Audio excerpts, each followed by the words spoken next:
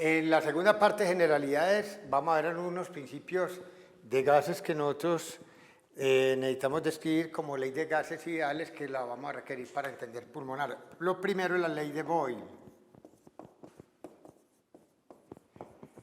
Esta ley de Boyle dice lo siguiente: si tenemos el número de moléculas es constante, no varía, y la temperatura también es una constante y no varía, ellos vieron que había una relación inversa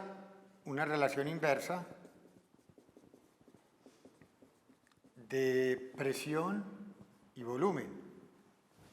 Es decir, que a mayor volumen, menor presión, y la otra relación es a menor volumen, mayor presión, siempre y cuando esté el mismo número de moléculas presentes y no haya cambio en la temperatura. Y es obvio de pensar lo siguiente de esa manera. Si uno tiene, por ejemplo, un recipiente en la que uno tiene el mismo número de moléculas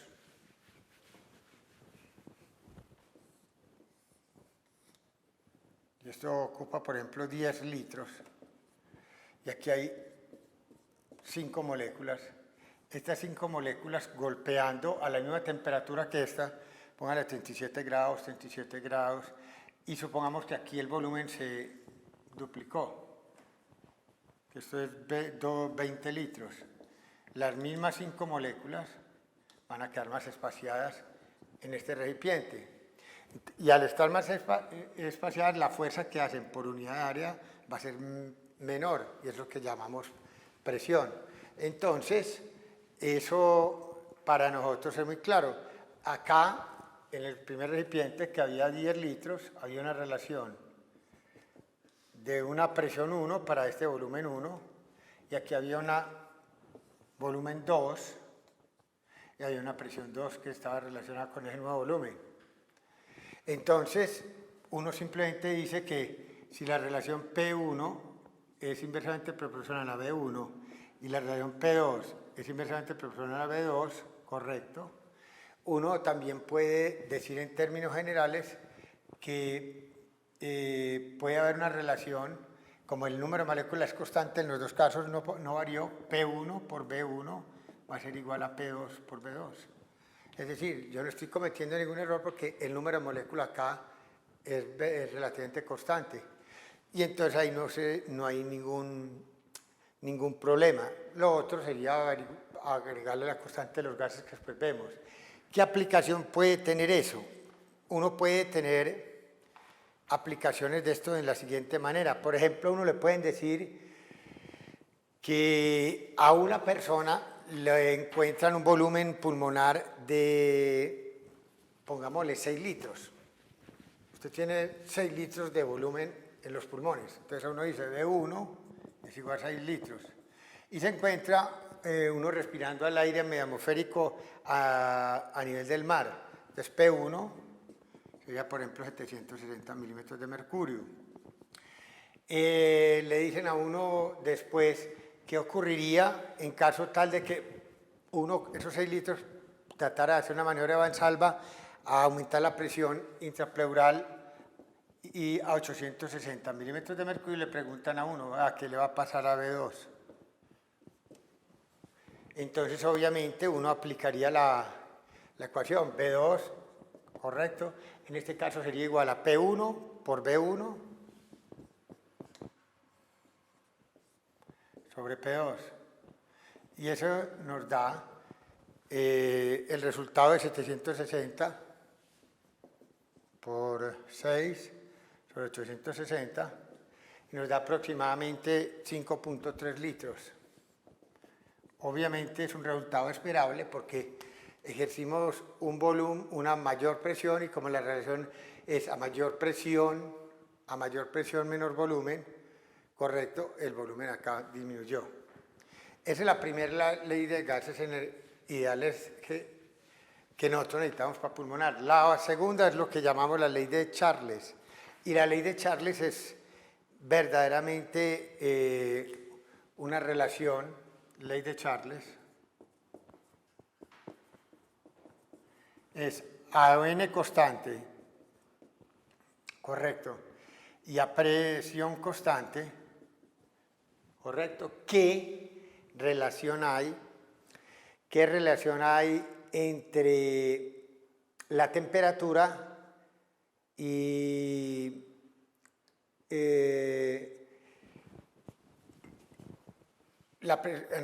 entre la n constante, y vamos a mantener acá, para poderlo expresar en forma matemática, B1, más o menos así, T1 igual a B2, T2. ¿Qué relación vamos entonces a tener entre volumen y temperatura con el gas, dejando las presiones siempre constantes, que fue lo inicial? En la ley de Boyle nosotros dejamos verdaderamente constantes a N y a T. Aquí la que vamos a alterar nosotros es a la temperatura, pero dejando a P constante, para que nos quede expresado así. La relación sería como decir, por ejemplo, que yo tengo acá un recipiente con un volumen X, 1, y está a una temperatura de 37 grados. ¿Qué pasaría si yo la temperatura la pongo, por ejemplo, a 38, y la pregunta es, ¿qué le pasará al volumen si yo sigo manteniendo una presión constante? Obviamente, a una temperatura de 38, si yo siguiera con el mismo volumen, estas 5 moléculas que hay acá estarían acá mucho más calientes, con una energía cinética mayor, y aumentaría la presión. La única manera para que la presión sea constante es que el volumen haya aumentado y estas moléculas queden con la misma presión. Esa es la relación, y por eso ahí sí adquiere sentido que la relación es directa. Usted pasa esto para acá y a mayor temperatura, mayor volumen del gas ocupado ante N constante y presión constante. ¿De acuerdo? Esa ley de Charles la puede uno aplicar también en un ejemplo para nivel clínico. Un sujeto, póngale que respire 6 litros de gas a una temperatura de 37, pongámosle entonces. Una persona, pongámosle que toma un volumen de gas como parecido el de ahora para no complicar los 6 litros. Toma el de aire y a una temperatura como la del cuerpo. Entonces coloquemos T1, 37 grados. Pero como estamos hablando de temperatura absoluta, esto hay que agregarle más 273 para que quede expresado eso en grados Kelvin. O sea, tenemos aquí 273 más 37 es 310 Kelvin. Bueno. Y la siguiente pregunta es, ¿cuál será el nuevo volumen que yo tenga si yo saco ese aire a temperatura ambiente, asumiendo que seguimos con la misma presión atmosférica de una atmósfera, o sea, 760 milímetros, 60 milímetros de mercurio? Nos están diciendo que si yo paso entonces a una temperatura medioambiental, que la temperatura medioambiental es 20 centígrados, multiplica más 273 da 293 Kelvin. Entonces, esta relación la podemos decir, nos están preguntando cuál será el nuevo volumen, ¿correcto? Entonces nosotros aplicamos B1 T1 igual a B2 T2, que nos sirve a nosotros para determinar lo que nosotros queremos acá. B1 por T2 sobre T1 nos da el volumen 2. Y aplicando entonces eso, prácticamente eso nos da 5,67, sería el volumen 2. Ese sería como algo lógico. ¿Por qué? Porque en el fondo, mire, yo tenía algo a una temperatura más alta y lo voy a enfriar con el mismo número de moléculas de aire, y para que ejerza la misma presión, la única razón para que eso se pueda dar es que el volumen haya disminuido, que es la aplicación de la ley de Boyle. Y la posterior expansión a la ley de Charles, que es esta de actual. Entonces nosotros tenemos que tener en cuenta es qué es lo que estamos variando, qué es lo que estamos dando constante. Generalmente en estas leyes estamos dejando constante siempre el número de moléculas igual.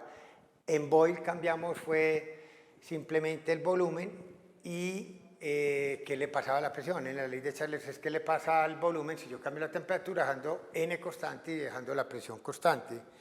La última ley antes de sacar la ley de los gases ideales, la ley de Gay-Lussac, que también la encontramos. Y esta ley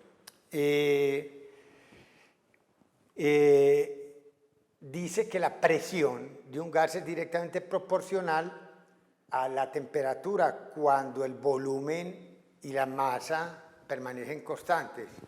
O sea, P1 sobre T1 es igual a P2 sobre T2. Estamos diciendo con esto que el volumen, ¿qué le va a pasar a uno al calentar un gas dejando el volumen constante y el número de moléculas constante? ¿Correcto? Entonces uno diría, mayor temperatura, pues obviamente habrá más presión porque yo no permito que el gas se expanda más. Y esa es la última de las leyes que nosotros necesitábamos ahí, que era lo que nosotros necesitábamos para sacar ahora la ley de los gases ideales.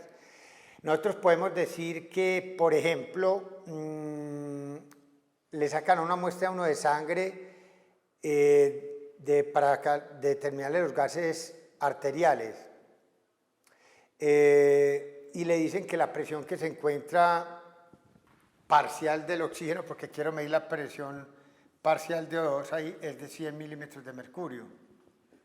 Ese sería mi P1. ¿Correcto? La muestra, después llegan y la pueden congelar a partir de la temperatura corporal, que es 37 grados centígrados, que es 310 Kelvin, la bajan a 2 grados centígrados de temperatura por inmersión en hielo seco, que es 275. Y le pueden preguntar que cuál será la nueva presión que yo voy a tener ahí. Entonces, obviamente, usted tiene acá P1, T1, tenemos T2. ¿Por qué? Porque la presión 1 es esta, la temperatura 1 era la que uno tenía a temperatura del cuerpo, que era 37 grados centígrados, que en ese caso los convertimos en ¿qué? Más 273 en 310 Kelvin, que es el mi T1. T2 es como metí la muestra en hielo para determinar la nueva presión parcial de CO2, eso equivale a 273 más 2 centígrados, que es esto, da 275 Kelvin. Entonces yo simplemente despejo acá y ese era P2. P1 sería 100 por T2, que es 310, sobre 275, y es igual a P2. Y eso nos da una presión que es 89 milímetros de mercurio, la del oxígeno como tal. Y miren que es lógico, al disminuir la temperatura, pasar de 37 a pasar a 2 grados centígrados, la relación entre la presión es a menor temperatura, menor presión, entonces la presión sí descendió. La ley de los gases ideales lo único que hace es una integración de todos estos valores y saca una ley universal que es la que uno conoce como ley de gases ideales, que es la presión 1 de un gas, es decir, P1, B1, P igual a nRT sobre B. Entonces es P1, B1, T1, y N y E siempre ha estado constante. Y usted también tiene una P2 que es igual a N, RT2, B2, y de ahí viene la relación de inversamente proporcional entre presión y volumen, que es Boyle cuando yo dejo constante N y dejo constante temperatura. La relación entre presión y temperatura, ley de Charles, cuando dejo constante el volumen. Y la relación que hay entre número de moléculas y presión, ¿correcto? Que es lo que verdaderamente a nosotros nos va interesando, y la relación que hay pues, entre volumen y temperatura cuando dejo la presión, pues dejando uno la presión en el momento constante, que es la otra determinación de los gases que nosotros decíamos en las leyes. Esto es lo que llama ley de gases ideales, entonces es lo que uno en términos generales expresa.